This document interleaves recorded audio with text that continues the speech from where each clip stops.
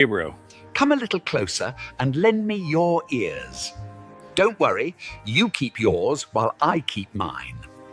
In each episode, we'll dig into the major stories, uncover the truth, and retrieve gems from Yada's blog. We'll discuss what's right, bark about what's wrong, wag our tails at the thrill of discovery, and take you on adventures through the exciting world we live in today. So, fasten your curiosity leash and get ready. Right then, coming to you with another episode of the Yada's Vlog on a Blog. Tomorrow's news, disseminated today. Let's dive in. Oh, welcome to this, the 15th episode of Luminaries as part of our basic series. My great pleasure to be with you here this beautiful afternoon in the midst of the Caribbean Sea. 15th episode already of Luminaries, and quite frankly, we're just getting started. This is going to be an extraordinary series as we progress through what God has to say about the two men that he chose to, well, not only be the ones who would execute his plan, the ones who would explain his plan, the ones who would be the living embodiments of his plan, the men that he decided to use so that his plan actually came off as he intended at the exact time that he wanted it all to work. You see, this is the story that begins in the first chapter of the first book of Genesis. It's the fourth day. The fourth day, God created nothing. What he did on the fourth day is he used it to explain to everyone who was open-minded and paying attention that he would introduce two luminaries, both from his perspective, great. Both old, both wise, both competent, both exceedingly influential in the things of Yahweh.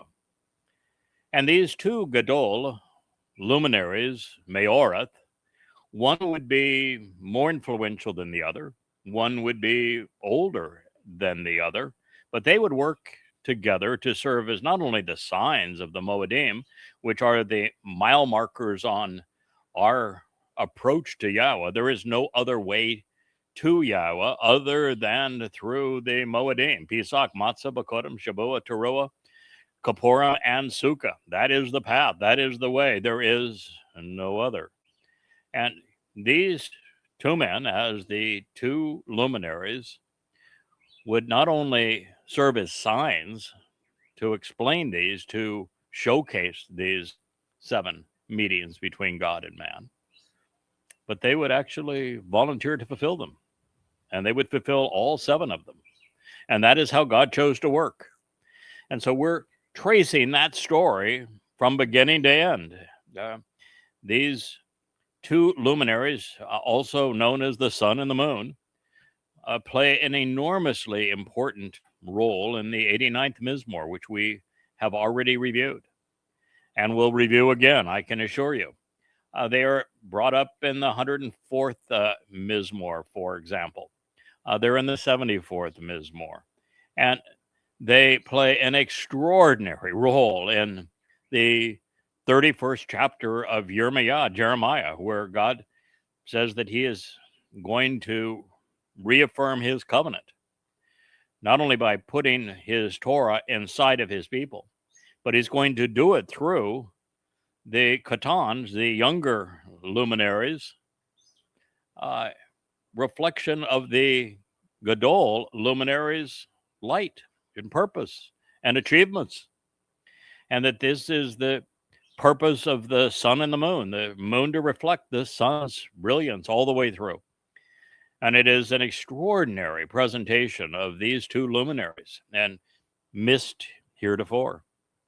And then God speaks of how they work all the way through the last days and how it is the sun and the moon in cooperation with one another that make the return to Yahweh and the fulfillment of the final 4 Moedim possible. And everybody, in theological circles, they want to talk about a darkening sun and a blood moon, and they got absolutely no clue what God is talking about. They're two men, and they play the most important roles throughout God's story and have for the past 6,000 years. These same individuals have been put in and taken out of God's story for 6,000 years, beginning with Adam, followed by Chinook. After that, Noach and Shem. And on it goes throughout the entire story that Yahweh has revealed. If you do not understand them, it's going to be really hard to appreciate what God is doing with us and through us and on your behalf, and also on his. So we have made our way through an enormous swath of territory thus far to understand this. We've gone through the prophecies that about the sun and the moon that were revealed in Yeshaya, Isaiah 13, as we progress towards the last days.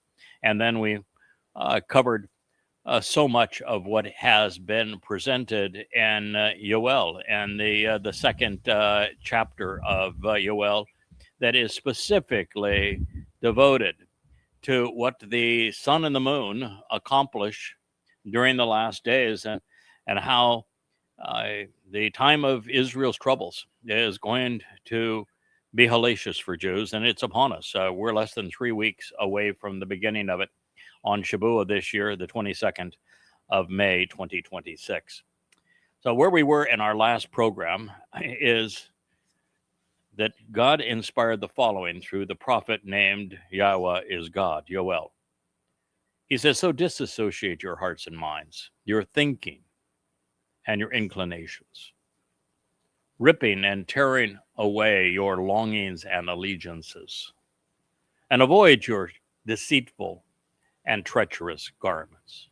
Before we go on, you need to understand that this is a broadside against Judaism. And it isn't kind to Christianity either, because Christians want to position the second chapter of Yoel as having been played out 2,000 years ago, when clearly it's not talking about the birth of a church. A church is not mentioned. There isn't a birth here of anything. It is the close of the age, not the opening of an age. And it all pertains to the end days. So it's devastating for Christianity. And for Judaism, devastating as well, because this says, stop wearing your treacherous garments. These black mourning suits are repulsive to God.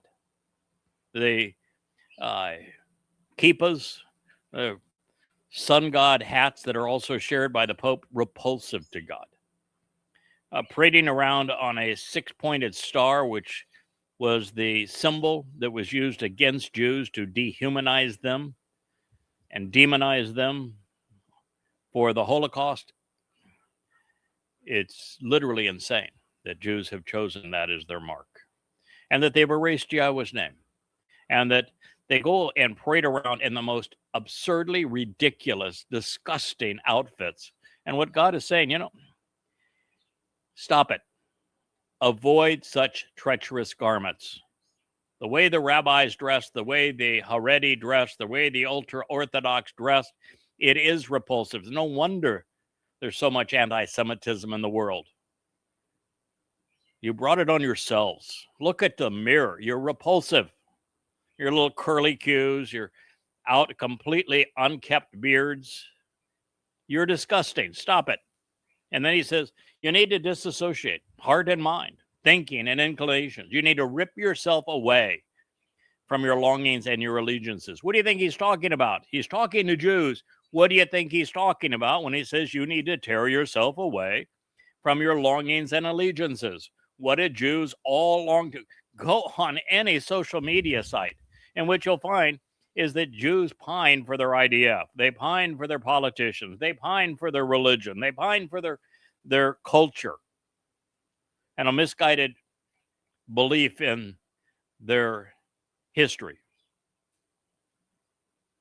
They don't recognize that they wrote God out of their lives, that they told God to shut up and go away, that they never wanted to hear from him or see him again. They don't recognize that they were obnoxious belligerents during the entirety of the Exodus. They don't recognize that even when the Exodus ended, it got worse, not better. And that Jews have not been aligned with or listened to or gotten along with Yahweh ever. So God said, stop it. Your longings, your allegiances are deadly. Disassociate yourself from them. And once you do, once you have disassociated yourself as a Jew from culture, tradition, politics, and religion, all four, as well as militarism, this ridiculous affair and love affair with the IDF, who failed you miserably on October 7th, who is failing you miserably now twice over in Iran, who has failed you miserably in Lebanon, who failed you just absurdly in Gaza, destroying Gaza and turning the entire world against Israel while having no impact on Hamas. It has been insanity. And then the IDF goes and buys a bunch more F-35s as if that's the solution to jihadists and tenny rompers, which is what Alaska Flood 2.0 is going to be about, because the prophets have identified it as such. And you've got no clue that an F-35 and an F-15 and more tanks and all of this have absolutely no value against the war that's coming. So God says, return to Yahweh. Choose to change your thinking. Come back to. Be restored by Shub, Yahweh. And he says, return to Yahweh. Why? Why do you think God has to say Shub? You're familiar with the Hebrew language, right? You know what the verb Shub means? You know it means return, right? Now, to return, it means that you aren't where you used to be, doesn't it? So once upon a time, a long time ago, Yahweh established a covenant relationship. He did so casually with Adam. He made a much more concise arrangement and described his affinity for that arrangement with Chinook. It was delineated much more openly through Noach and then through Shem. But ultimately, of course, with Abraham and Sarah, then affirming that with Yishak and Jacob, to remind us about it and to enable it through Dode, and of course, beautifully predicted through the prophecy associated with Ruth and Boaz. There have been moments, brief, fleeting, tenuous, when Jews were actually Yehudim, which means beloved of Yah. When they were Israelites, which means individuals who engage and endure with God. There was once upon a time, a long time ago, and for just brief moments, where Yehudim and Israelites actually knew and used Yahweh's name. It's a very, very long time ago. And so you've been estranged for God, not just for centuries, for millennia. It's the message of the Torah. It's the message of the prophets. It's the message of the Mizmor. It's God's message to you. You were estranged from him. And so now what God is saying is return. He has made this emphatic throughout his prophetic disclosures. You abandoned, neglected, cheated on the covenant. You cheated on God with religious adultery. And so God has had to divorce you. And he is now saying, return. Stop being religious. Disassociate from all of your cravings and all of your allegiances. Stop dressing up as a religious moron and return to Yahweh. Shirk all religiosity. Toss it away. And then you're in a position where you can return to Yahweh. You can't return to Hashem. You can't return to the Lord. It's to Yahweh or nothing. And so in a country that was founded by Yahweh, where Yahweh's name is outlawed, where everyone's afraid to say it, no one will give Yahweh even a mention. You have to have a goy tell you what you did wrong and how you fix it. And the fix is returning to Yahweh. You want to know how to do that? Go to yadayah.com and read the 35 books on the shelf entitled Yada Yahweh, to know Yahweh. They're all free. And if you finish the books, and to finish the books, there's 25,000 pages. That means that if you read 3 hours a night, every night, 7 nights a week for a year, you'll make your first pass through them. And then there's well over 1,000 hours of live stream vlogs like this one that are the conclusion of our knowledge regarding Yah, where we are today. All shared for you. You should listen to it. Come to know Yahweh as he has presented himself to you. So return to Yahweh, your God. You know, he's at least friendly enough, approachable enough, that Elohim was followed by Atem, your God. He didn't just say the God or some God. Your God. Yahweh is your God. For indeed, he is compassionate. He cares. He's merciful. And he plays favorites. He's long-suffering, patient, slow to anger, although I'm going to tell you, you've worn him out. He's abounding in steadfast and loyal love, which is something that cannot be said about you. He will provide reassurance and encouragement, Nakam. If you return to him, stop being religious.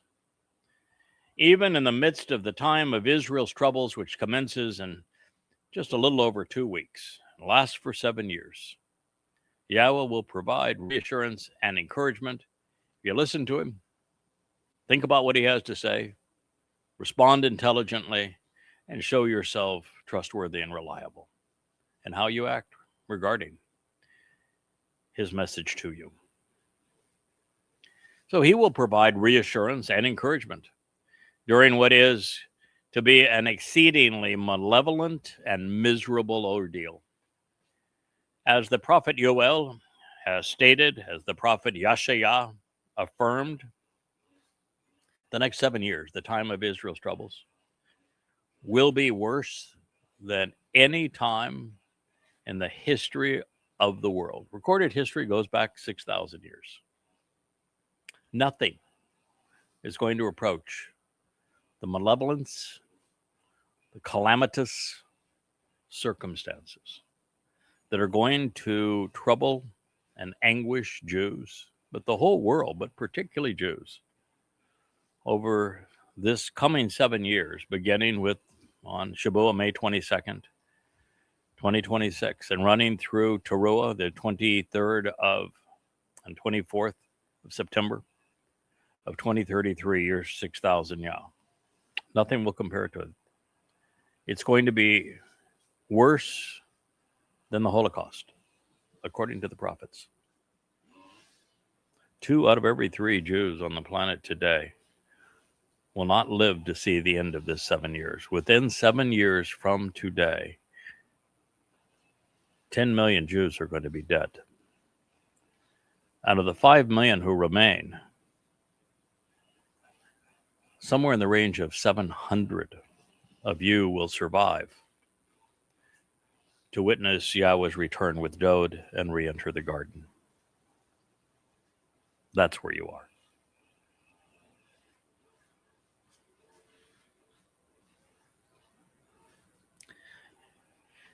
You can pretend it's not so, but that won't do you any good. You've been pretending for a long time. Somewhere along the way, God says, stop being religious, let go of the fantasy, return to Him, and start dealing with reality. You brought this on yourselves. God is not perpetrating the horror that you're going to witness, although religions are. The belligerents will be mostly Muslims, but there would be 0 Muslims in the world today. 0. And there wouldn't have been any over the past 1,400 years if it wasn't for Judaism. The Quran's religious credentials come from a single source, the Talmud. And as I have proven overwhelmingly, it was rabbis in Yathrib, a Jewish farming community, that sold the Talmud stories from the Babylonian Talmud, which had been completed 100 years earlier. Yathrib, not very far from Babylon, where it was compiled. And these rabbis, for $1, sold Muhammad Talmud recitals because he ran out of material. And he attributed them to Allah. And then when the rabbis mocked him for claiming that their Talmud stories, which he twisted, were inspired by Allah as opposed to them and sold for $1, Muhammad had a conniption fit, and he did what all psychopaths do. He lashed out and decided to hunt and hate Jews, and he did. And that began the Islamic Holocaust, first in Yathrib and then in Kabar. And then it turned to a genocide of the entire world, all because rabbis sold Muhammad Talmud stories. So you brought this on yourself. And even the religion that is most responsible for anti-Semitism throughout the world today, you're responsible for it too, Christianity. Paul was the first person to call himself a rabbi. He used the rabbinical method of arguing against God and of citing passages out of context, misrepresenting them, all to convey the opposite of what God intended.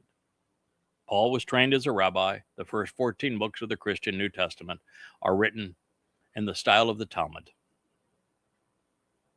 You created the religion that demonized you for 2 millennia. Rabbis again. And now you have the worst religion ever perpetrated on Jews, Judaism, constraining your every action, your every perspective, robbing you of knowing Yahweh, lying to you about Yahweh, lying to you about God's beloved Son, the Messiah, Dode. And what he achieved in 33 CE, which is 4,000 Yah, when he fulfilled Pesach, Matzah, and Makodim. They even lied to you about Pesach, Matzah, and Makodim. Every bit of what rabbis profess and that you do out of ritual is wrong. You're clueless.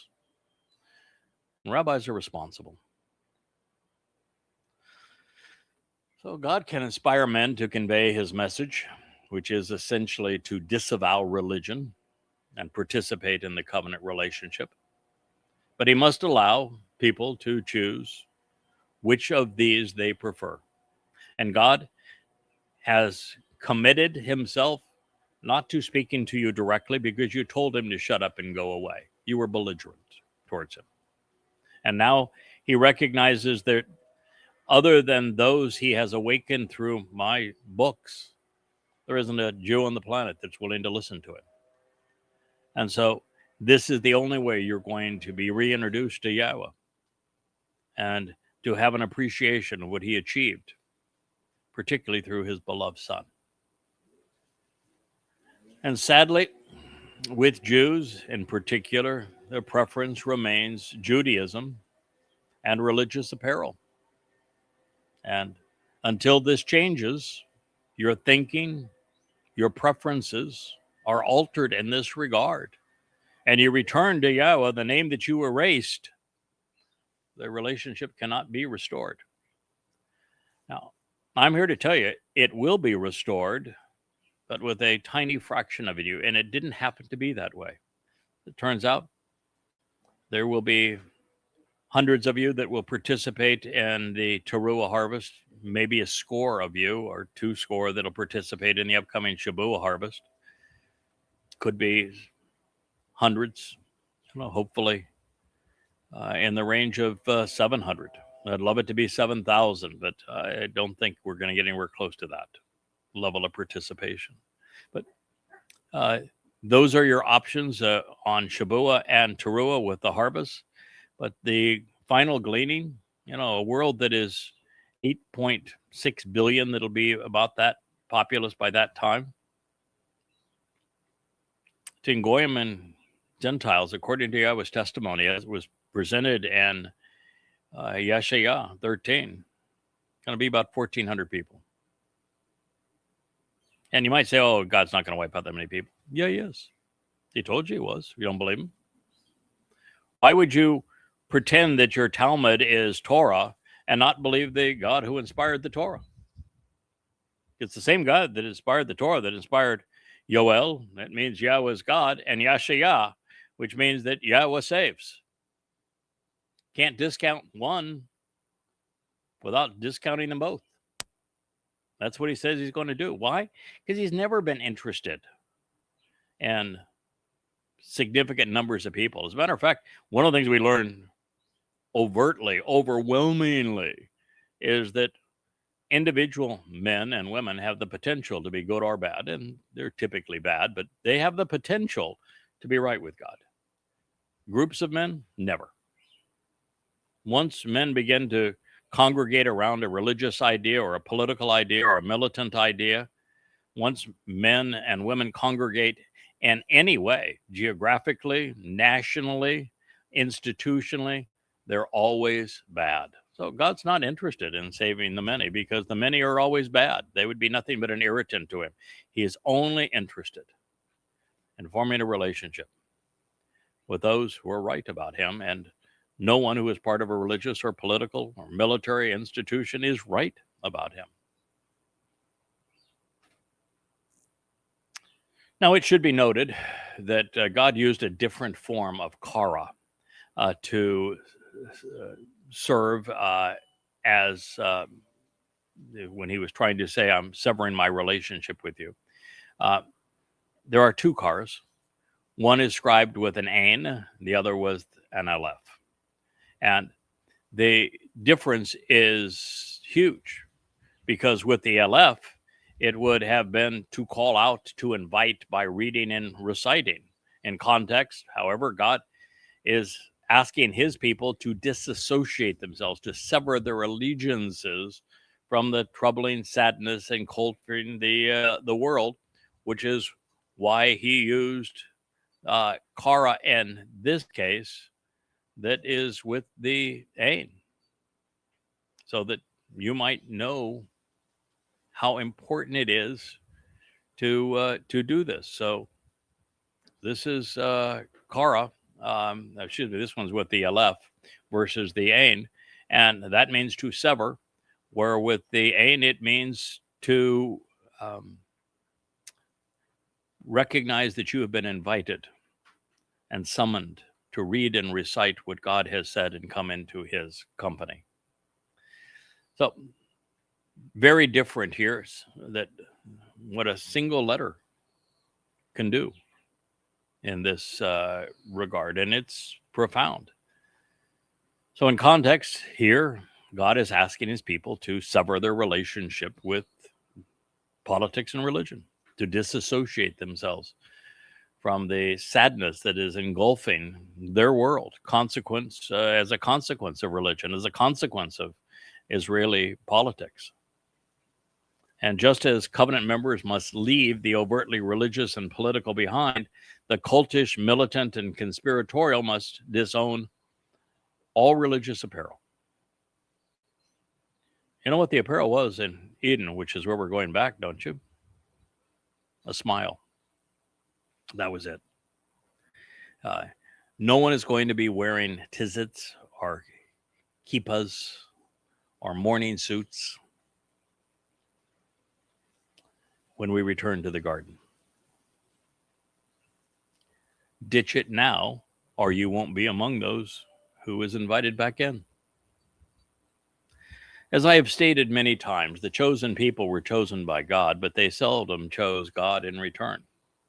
Over the past 4,000 years since the covenant was announced with Abraham and Sarah, and at times even including the patriarch himself, the Israelites have been irascible, far more antagonistic towards God than loving, never loyal.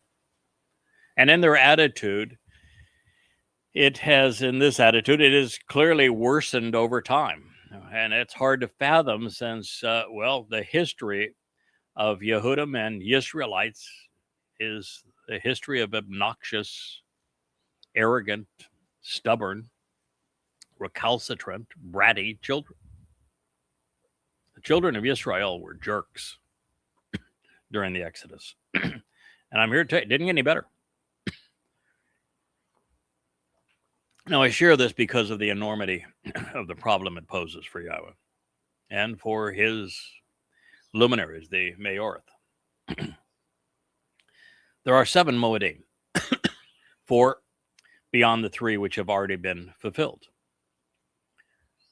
When Yahweh demonstrated the purpose of Pesach, Matzah, and Bakurim at the inception of the Exodus from the crucibles of religious and political oppression, and then explained when that he would honor those promises, and explained prophetically that it would be Dod who fulfilled them, honoring particularly the first 3, the invitation to be called out of meet with God of Pesach, Matzah, and Bakurim in year 4,000 Yah.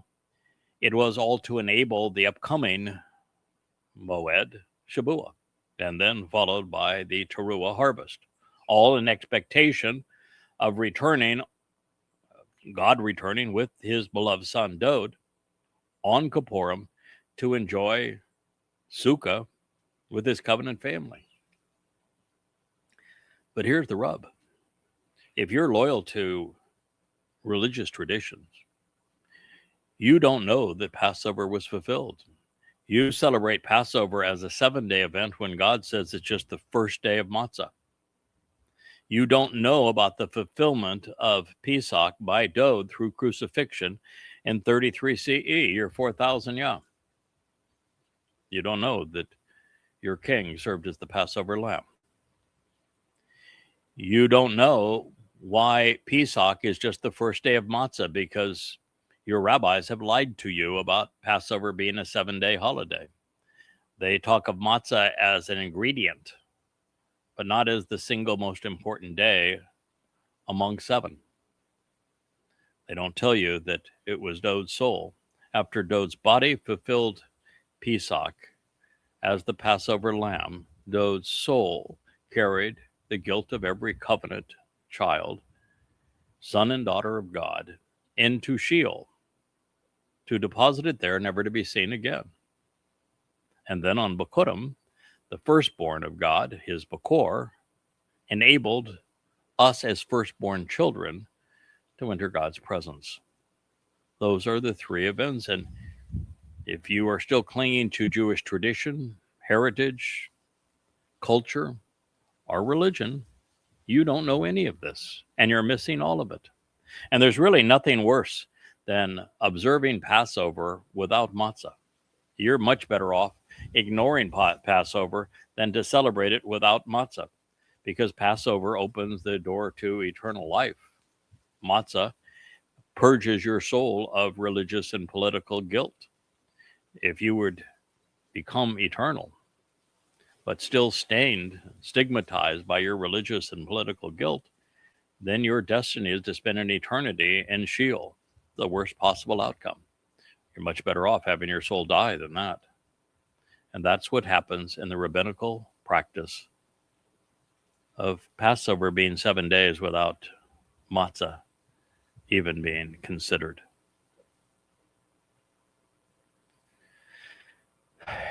If there, and there isn't, apart from what I have done, anyone who knows Yahweh's name, who understands Do's role in fulfilling the Mikre, who appreciates the purpose of the Moedim, or even when and how they enable the benefits of the Bereth, then the very fact that God has a plan and that he carried it out at the right place, in the right way, with the right people, at the right time, for your benefit, is all for naught, because no one knows it. Well, Father and Son explained what was going to occur centuries before any of it actually transpired. Since Yisrael was lost and Yehudim weren't listening, there would have been no beneficiaries. And there isn't much point in harvesting an empty field, is there? Or attempting a family reunion without one. And if it were not for Yahweh intervening in the process with a man of his choosing, there would have been no family reunion. There would have been no harvesting an empty field. None of it would have happened. And even now, as I speak, as I write, as I share openly with you, nary 1 in a million responds. And you're about to enter the time of trouble. Now, even worse, with the chosen people having chosen to go it alone, while giving lip service to a Hashem, they will not be faring very well, nor will anyone else by the time that the concluding Mikre are fulfilled. Humans, apart from God, have come within a whisper of destroying the earth, depopulating the planet, eliminating Israel, and annihilating Jews. All of which is going to come to an end in the fall of 2033. But without Yahweh's intervention, life would be destroyed on this planet and the planet with it. This one perfect environment for life to flourish would be squandered. But there's no reason for God to spare the planet or lives on it if there are no beneficiaries, no one even receptive to being redeemed. And this is the story that Jews don't understand. You don't know that we are just 7 years from returning to the garden, but very few will be invited back in. You just don't know these things, and you're running out of time to learn them. If these concerns weren't bad enough, there is yet another. God cannot lie, and he has promised to reconcile the covenant relationship with Israel. And yet even he can't do that alone. Relationships require a degree of mutuality, and Jews have opted out. So Yahweh had to find, enable, deploy, and then announce a plausible solution. You're listening to the culmination of that plan. With very little having changed pursuant to the Jewish propensity to choose Judaism over being with Yahweh, and that holding the throats of Jews for the past 4 millennia, without a single Yisraelite engaging with Yahweh based upon his guidance, up to the point that they began to read what I was writing. Had God not intervened by choosing and equipping a final witness apart from Yisrael, a Nakri, an observant foreigner, there would have been no one to harvest on Shabuah, or Teruah. No one to reconcile and return to on Kippurim, or to camp out with in the garden on Sukkah. There would have been no reason to expect that a single Yehud would have anticipated his return with his son. Not a single Yehud would have understood why, when, or to whom they were coming. Had God not intervened in this way at this time, such that these programs are broadcast and the books of yadaya.com are written and positioned for you, there would have been no one.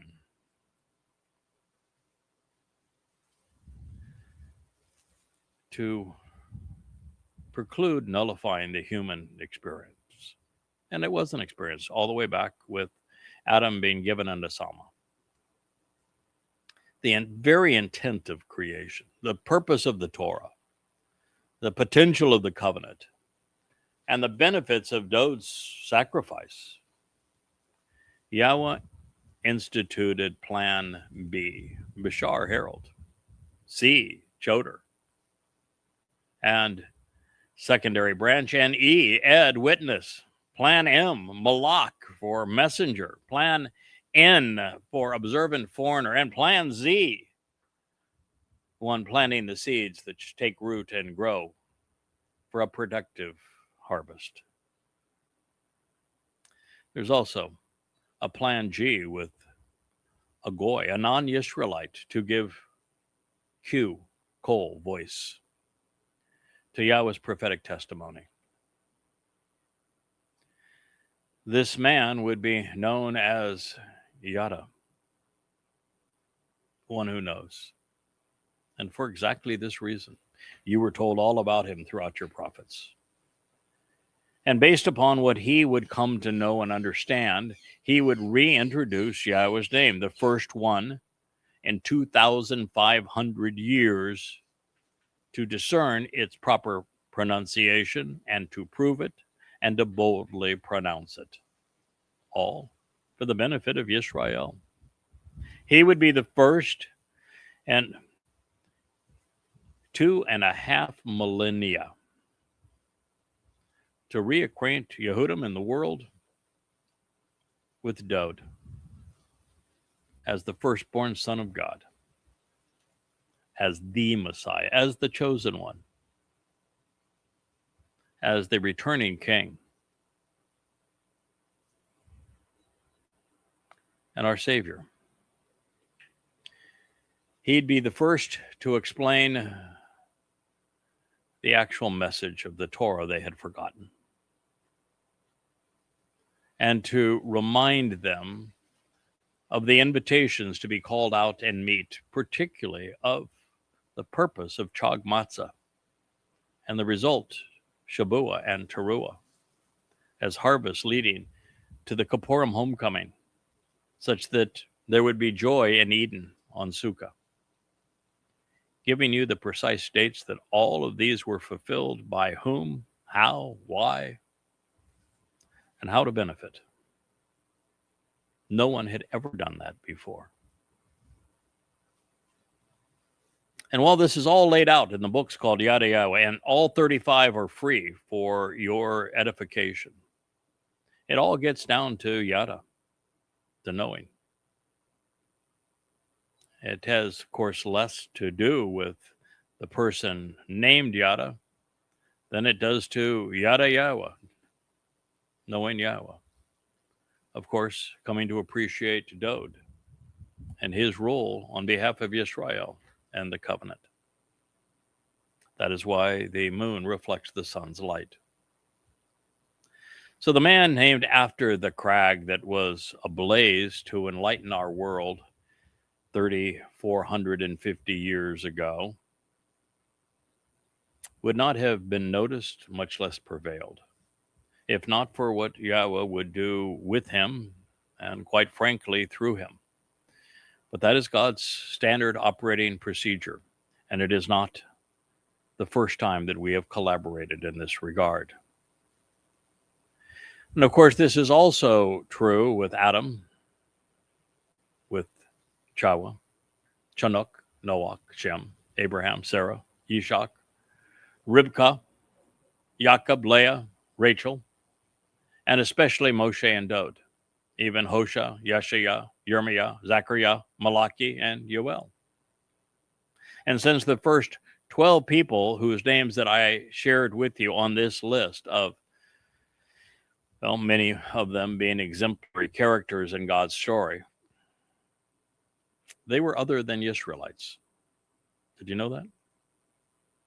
Yeah, there is a stuffiness amongst Jews saying that you're better than Goyim.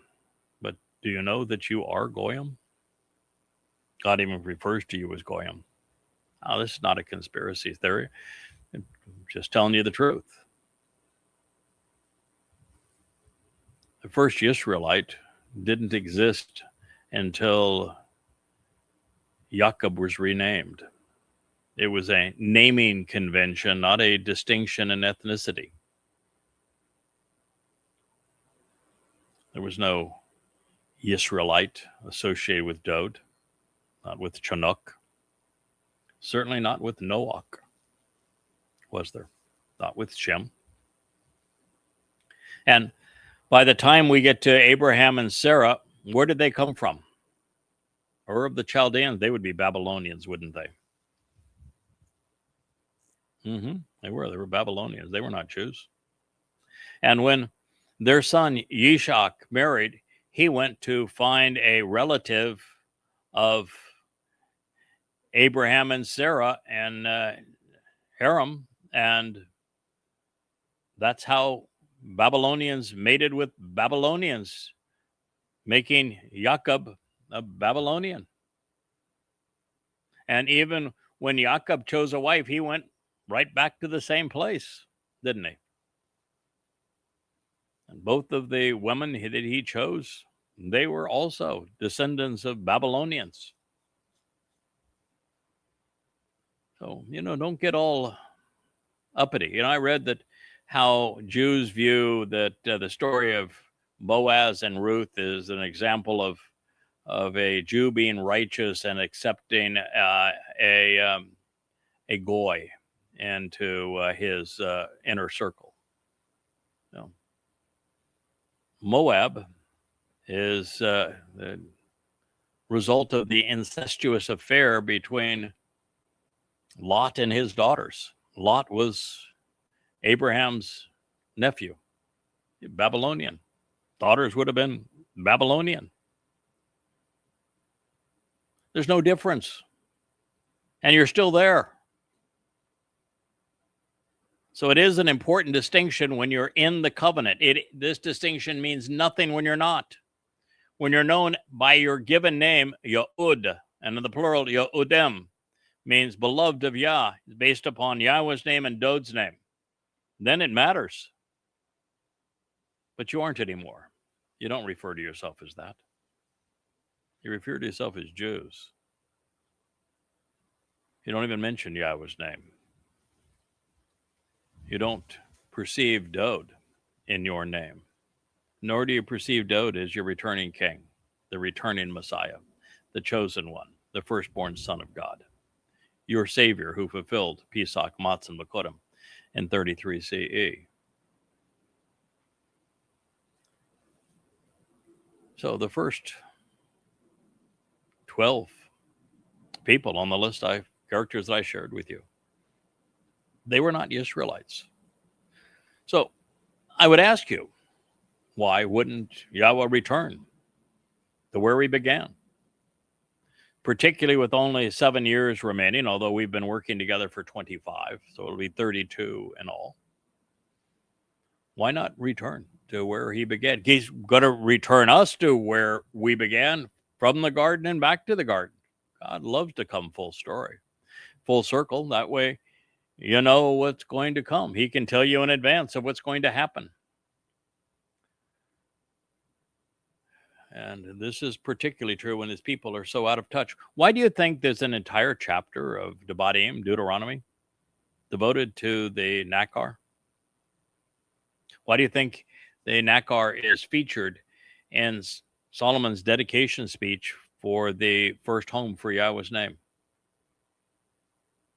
Why do you think Yashaya, the great prophet, speaks so eloquently and often about the Nakar, the observant foreigner? It's the far more, overwhelmingly more prevalent prophecy than any last day Messiah. Overwhelmingly so. You don't bother to figure it out. So is the Choder. But you don't think of those things, do you? They're somehow uncomfortable, inconvenient. You don't like the fact that the Nakar is an observant foreigner. The rabbis don't like that, do they? But that's what God said. So are you going to believe the rabbis over God? So do you think that it's irrelevant that Yahweh revealed through Yashaya that he would ensure Yada's effectiveness by assigning his 7 spirits to him, doing so, and in a manner that he has never acted in that way previously? Been individuals who had the spirit of Yahweh. Not very many, less than 20 overall. In fact, more like 10. And some of those turned out to be fairly meaningless characters. There's only 4 or 5 that have any meaning in the story. But there's only one that has the 7 spirits of Yahweh. He's the Choder. The Choder is the Nakar. The Choder is the stem of the tree of knowledge. So, why do you suppose Yahweh inspired Moshe to devote a chapter to him? Why do you think that he inspired Solomon to explain his purpose to Israel at the most important moment in Israel's ancient history, at the commencement speech of the Sermon on the Mount at the completion of the covenant home? Why do you suppose Yeshaya denotes and devotes so much attention to this single individual, eventually calling him the man from Edom, the final Zoroah, who saved so many? Why does every prophet speak of him? It's because of the obvious that once educated and enabled, that he would serve to awaken the chosen people so they'd finally make the right choice? Is it because there would actually be no harvest on Shabuah without him and a productive harvest with him? Is it because he's responsible as the last Zoroah for the gleaning on Teruah? Is his sacrifice as the Adam of Parah on Teruah the means for a enjoyable homecoming on Kippurim? Is he the one who enables the final remnant to camp out with Dod and Yahweh during Sukkah? God says so. Do you believe him? As he explained to Moshe, having designed us, Yahweh knows how to succeed through us. You may not much like God's choice. Yeah, it's for damn sure that the rabbis don't like Moshe the way he was, so they've created a Rabbi Moshe. They really dislike Dod, despise him. And they clearly don't like me. So I guess it's a badge of honor if you're disliked by the rabbis. They don't like Yahweh either. Oh, God chooses those that through whom he knows he can work. All that is required of us is to be willing to go where his directions lead. This is also from the same prophet Yoel. Whoever knows Yada, acknowledging and appreciating what Yada has revealed, he comprehends. My Yada. Whoever discovers and pays attention to Yada, he is made aware and realizes what is true. Call participle, masculine, singular, absolute. I am probably the first to distinguish the fact that the infinitive and participle are conjugations quite similar to the perfect and imperfect. The participle means there is a period of time where yada is knowable, where Yahweh will reveal what needs to be comprehended to form a relationship with God. This would make the participle and the perfect similar in this regard. The infinitive and the imperfect would also be similar, and that they would speak of something transpiring over a very long period of time. The difference with the infinitive and the participle versus the perfect and the imperfect is that in the participle and infinitive form, the verb is a noun. The noun is a verb. So yada becomes a noun, an actionable noun. And so when you see something written in the participle form, it is appropriate to designate yada, in this case, that's the verb, as a noun. Whoever knows yada. You're combining the action of the verb with an entity who symbolizes that result. Whoever knows yada. Acknowledging and appreciating what Yahweh has revealed. He comprehends. Your problem is that today Jews think, well, I can read Hebrew, therefore I can read the Tanakh. I don't need no stinking goy to tell me what it says. Well, first of all, I don't stink. But second of all, and by the way, if you're religious, you do. Second of all, modern Hebrew does not match the Hebrew of the Torah, prophets, and Psalms. There are 8,000 unique words in the Torah, prophets, and Psalms. There are some 80,000 words that comprise modern Hebrew. And not all of the 8,000 that are part of the Torah, prophets, and Psalms were incorporated into modern Hebrew. But at the very most, 10% of the language today comes from Yahweh's Torah, prophets, and Psalms, 90% elsewhere. And that is divided between rabbinical trash in the Talmud that leads you astray, and English, since so many Jews speak English. More Jews speak English than Hebrew, and English became the language of invention and enlightenment for the world. And because of the influence of the rabbinical nomenclature and English, the conjugations and the stems and the moods were lost. The language that Yahweh used to convey his message was perfectly suited.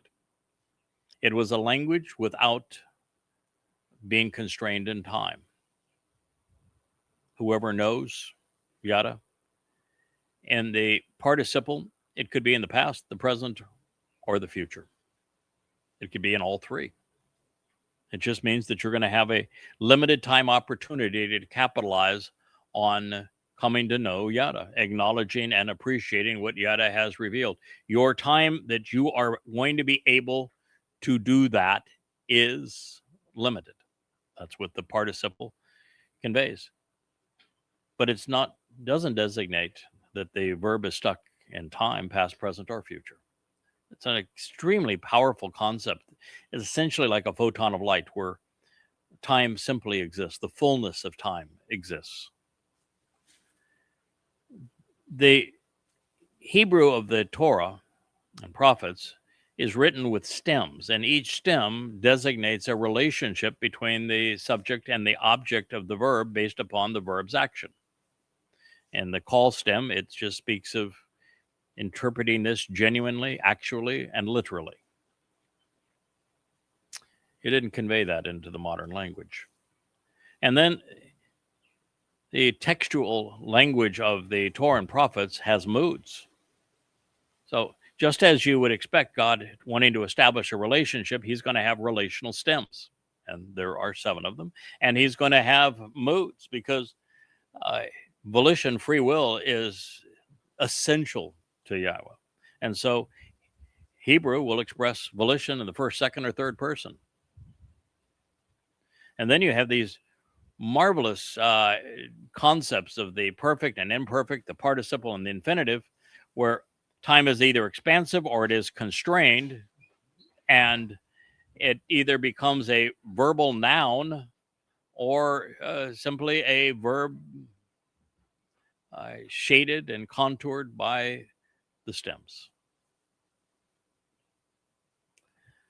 Moreover, there have been so many religious tweaks, particularly through the religious diacritical markings, that God's testimony has been raped by rabbis, whose name, by the way, doesn't mean wise, doesn't mean sage, it doesn't mean teacher, it means arrogant. Rabbi is I'm great. Rab and Ani, I'm great is what it means. And they're not. They're repulsive. So God's saying, you want to know him, return to him, stop being religious, and come to know Yada. Acknowledging and appreciate what Yada has revealed. Understand what Yada comprehends. So whoever discovers and pays attention to Yada, he is made aware and he realizes what is true. He will alter the mindset to enable the return and the restoration. Like I said, you want to return to Yahweh? This is how it's done. I'm not saying that because I want you to read my books for $1. I charge nothing for them. They're free in their entirety. Imagine that. A guy spends every waking hour for 25 years inventing a completely unique way to present the oldest extant affirmations of Yahweh's testimony from the Dead Sea Scrolls in an amplified format, such that the generic form of every Hebrew word is displayed within the text so you can look it up and verify it for yourself, replete with a systematic analysis of the stems, the moods, the conjugations. And he offers all that to you free and then explains it and provides 10,000 powerful, profound insights that are previously unheralded. And he offers you all of that for free. And your rabbis will charge you for supervising a kosher cleaning of your kitchen for rules that they made up and for money that they do not deserve. So they can give your dinnerware a proper burial if it touched both meat and dairy. And this is how you ended up being estranged from God. And so the fact that you're estranged means that if you're ever going to have any opportunity to live with him, if you're going to survive this next 7 years, you need to return. And God has just said, if you want to return, it's Yada, who is the one that is here to alter your mindset, to enable your return and restoration. And he wrote this almost 3 millennia ago. Why was God so confident 3 millennia ago that this fellow Yada would not only exist at this time, would not only write all of these books at this time, would not only offer them freely to you at this time, would not only produce 1,000 hours of live stream vlog for you at this time, but be successful, providing the information that's necessary to alter that mindset, to restore you to Yahweh. Why did Yahweh know that almost 3,000 years ago and name the person by name as Yada? Because this is not our first time doing this. We have done this now 6 times. We'll do it 8 before we're done. God found a guy whose personality he trusted, whose attitude he could get along with, whose was resolute. I told Rich earlier, once you understand who the players are and how God has managed all the way through the process, Rich's first response was said, that the thing that it answers for him is, how in the world did God keep his plan intact? How did it all materialize when it had to play out in the way that he said it would over 6,000 years if he didn't have a means of doing it? And this is his means. He picks certain people. I'm one of them. In fact, I'm the most often deployed character in his story. I've been doing this for 6,000 years. That's how he knew. I was Chinook. 1 and 2. I was Noach. I am my Dode. I am Boaz. I am Ethan Hajraki. I am Obed-Edom. I am Yada. I am the Nakri, the Nakar, the final Zeroah, the Choder. I've been working with Yahweh for 6,000 years. We've developed confidence in one another. I obviously trust him, but he relies on me to get this done. He knows that we would accomplish the mission. As I said, the conclusion with Rich is that, God found somebody that was tough as nails, somebody that would never relent, ever, that would get her done, would never give up. And he knew that if he deployed him, just as he would every time in the past, he'd resolve the problem. Sure, they would collaborate. Sure, God would this time provide his 7 spirits. But we've worked together.